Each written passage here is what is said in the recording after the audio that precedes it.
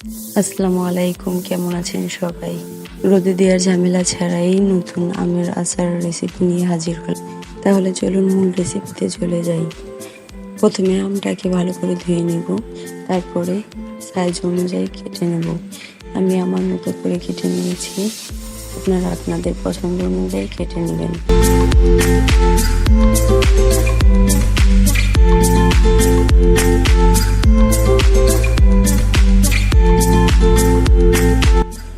ভালো করে আমটাকে ধুয়ে নিতে হবে। তারপর শুকনো কাপড় দিয়ে ভালো করে মুছে নিতে হবে যাতে পানি না থাকে।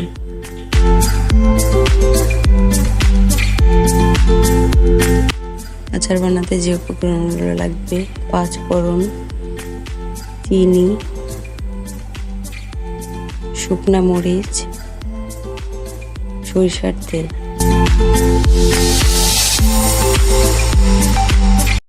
কড়াইতে দিয়ে দিব 5 ফোড়ন, ভেজে নেব।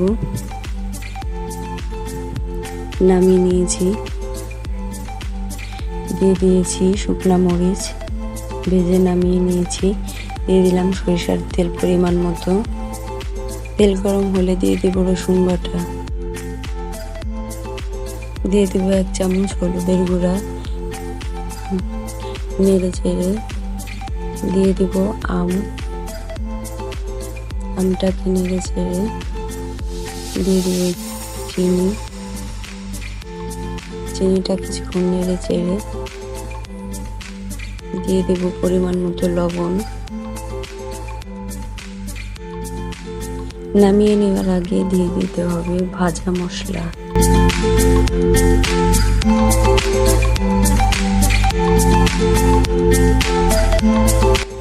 নামিয়ে নেওয়ার আগে দিয়ে দিতে হবে কাঁচামরিচ।